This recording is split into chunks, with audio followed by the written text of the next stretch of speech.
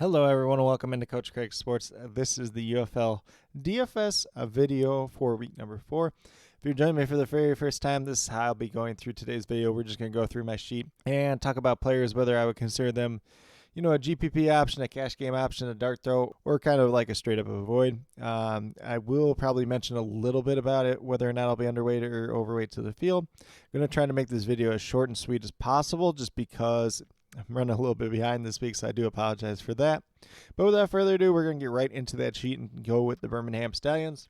So the big news here was Matt Corral's listed as a starter after Adrian Martinez had a great week. So I don't really trust either one of these quarterbacks this week now because, they're going back to Matt Corral. They want to give him some film on tape, but it's probably going to be a 2-quarterback system at the end of the day. So not really too interested there. In terms of the running backs, they're both GPP options for me once again. Probably in line with the field. CJ Marable slightly underweight to the field on Ricky Pearson Jr. once again. Larry Roundtree remains inactive. Deion Kane is like the only wide receiver you can trust out of this bunch. Everybody else is splitting snaps, so he is a cash game option at $6,900, playing really well. And he's the top graded UFL wide receiver according to PFF, so that is something to write home about as well. Marlon Williams will be inactive this week, and Gary Jennings is back. So that's kind of the notables from that group. And then if you want to play Jay Sternberger as a GPP option, you can definitely do that. He lucked into a touchdown last week, but he hasn't been too great to start off the season. And then for that Stallions defense, very much a GPP option going against the defenders. Defenders are pretty much Jordan Ta'amu and kind of the island of misfit toys at this point in time. So do like the Stallions, probably a little bit overweight to the field on them this week overall. Then we'll move down to the Roughnecks. They're one of the teams that we do not have the depth chart for this week overall.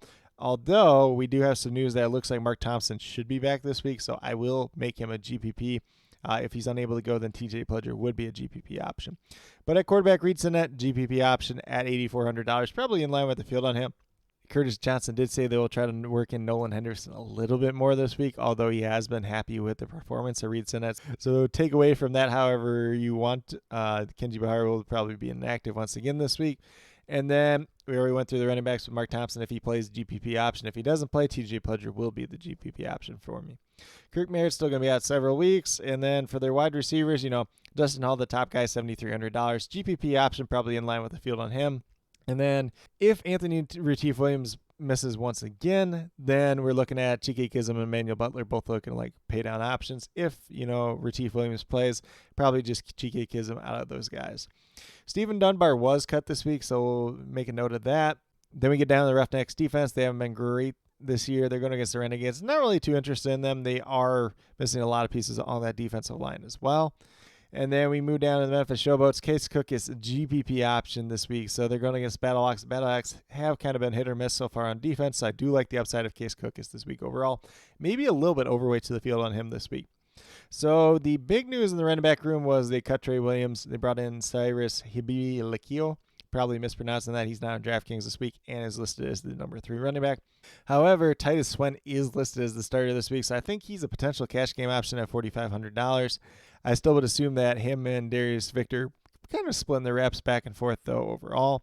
And then for the wide receiver positions, it's kind of the same thing we've been looking at for a couple weeks for him. So Vinny Papali, David Davis, Jonathan Adams, take a shot on any one of the 3, probably pretty close in line with the field on all 3 of them this week overall. Then Sage Terrell at tight end, $6,000 GPP option. I'm probably going to be a little bit overweight to the field on him this week. And then that Showboats defense going against Battlehawks, not very interested there. The Showboats defense has not been the greatest to start off the season. And Battlehawks do have one of the better offenses of the UFL. Moving down to the Michigan Panthers, we have EJ Perry, $9,800. Still think he's a very viable GPP option. Feels like a lot of people don't like going to him. Adrian Martinez potentially not even playing this week. So EJ Perry probably has the highest rushing upside for any quarterback, maybe Jordan Ta'amu, but do like EJ Perry quite a bit once again this week. Moving down to the running backs, it looks like we're going to have Wes Hills and Matthew Colburn splitting carries once again. Nate McCreary is inactive, so if I had to pick between the two, Matthew Colburn kind of a GPP option, probably in line with the field on him. Wes Hills really hasn't done too much to start off this season. And then in terms of the wide receivers, we're looking at Trey Quinn. We're looking at Marcus Sims once again. Probably in line with the field on Marcus Sims. Maybe a little bit overweight to Trey Quinn this week. I just think it's going to happen one of these weeks, but it hasn't happened so far. And then Silas Mariner did work in a pretty good workload in his first week with the team, $3,400. So he's a viable GPP paydown option this week. And then the same thing could be said about Cole Hikatini at tight end at $3,200. And then other than that, nothing too notable there because John Hightower is still inactive. Derek Dees Jr. is still inactive. I believe Samson Nakua will be active this week, but he's $4,000, so not too interested in him overall.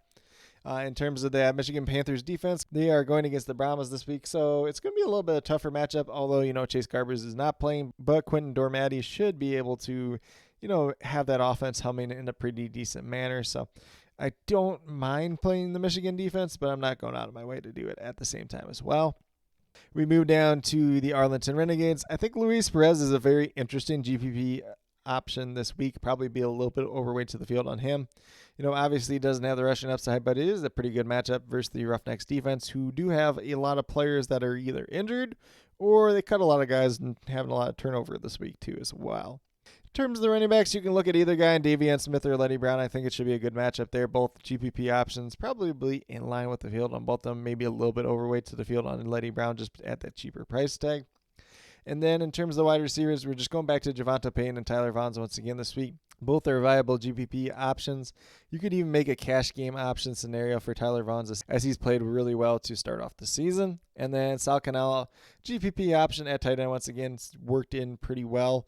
And he did get a touchdown this year, so that is better than last year already.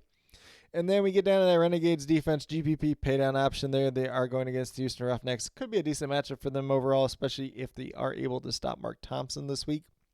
Then we get down to the DC defenders. If you want to play Jordan Tam, you could do it. I think it's just a very, very difficult matchup against the Birmingham Stallions, so it won't be something I'm personally doing myself. If you want to go to Cameron Harris at running back, $7,400 GPP option. They did bring in Zaquandre White this week, who will be the backup. But Puka Williams and Darius Higgins both inactive this week, so Harris could see a large workload just in general. Since White doesn't have too much time with the team, he did spend a little bit of time with them after the Abram Smith injury, but was cut pretty quickly after that. Then in wide receivers, I'm not too interested in any of these guys. Kiki QT is back this week. All these guys are going to be active for the first time this season. Vincent Smith, you could argue as a paydown option. He was kind of splitting reps with Brandon Smith last week. $3,000 flat minimum. You can take a chance there if you really want to. The big news at tight end is that Burley Moore McKinney is on IR now. So Alex Ellis did work in a good amount last week. We should see Caden Smith active for the first time all season. And then the defenders, kind of a question mark in terms of GPP option against the Stallions, going against Matt Corral. He's had some turnovers this year, maybe going back and forth. That quarterback could make this a little bit more of an interesting scenario.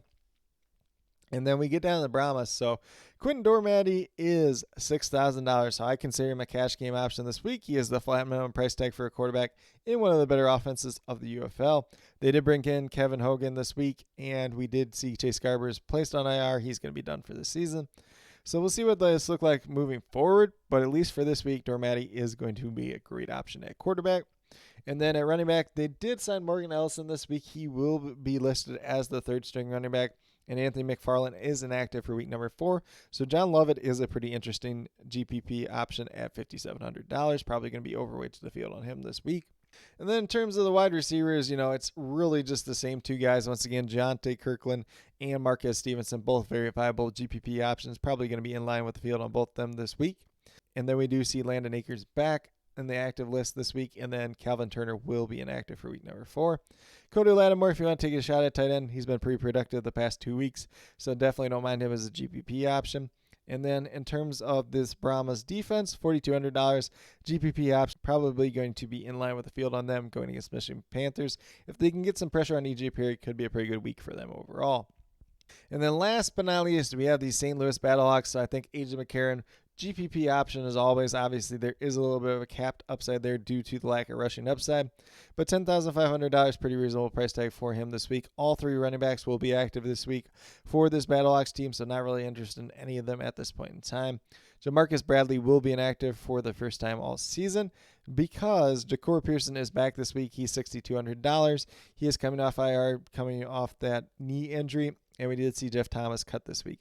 I'm not too interested in Ja'Cory Pearson week 1 back, especially at $6,200. If he was like $4,000 or less, you'd say, what the heck, take a chance on him. But, the 3 guys that they do have ahead of him in theory, Hakeem Butler, Darius Shepard, and Marcel Aitman have all been very productive so far this season. Well, mostly productive, I'll say, just because Hakeem Butler hadn't done too much until last week. But all three are going to be very viable GPP options. Take a shot on any of them if you want to. Probably going to be in line with the field for the most part on all three of those guys. And then once again, not too interested in these tight ends that don't get involved too often for this St. Louis Battlehawks team. And then we have the St. Louis Battlehawks defense, $4,600. Pretty expensive defense there. Maybe a GPP option, but I'm going to be definitely lower on the field than them this week overall. If they get there, it's going to be because they get sacks and pressure on Case Cookus this week overall. But with that being said, that's a quick little rundown on my UFL DFS sheet for week number 4. As always, this sheet will be updated if there's any major updates that do come out throughout the rest of the night prior to lock. Obviously, we will be getting the depth charts for the Houston Roughnecks and the Arlington Renegades. So if anything majorly changes in that, we'll list that in the sheet as well. And then if there's any other major surprises, we'll try to leave that down in the comments as well. But with that being said, if you have any other additional questions related to UFL, DFS whatsoever, feel free to drop them down in the comments and I'll get back to you as quickly as possible. Obviously, the slate does start a little bit earlier this week, so there are 3 games on Saturday, only 1 on Sunday, so definitely on the lookout for all that. But it should be a pretty interesting week overall. But with that being said, if you are brand new to my channel, checking it out for the very first time, or have yet to subscribe, please consider doing so. Definitely would appreciate it.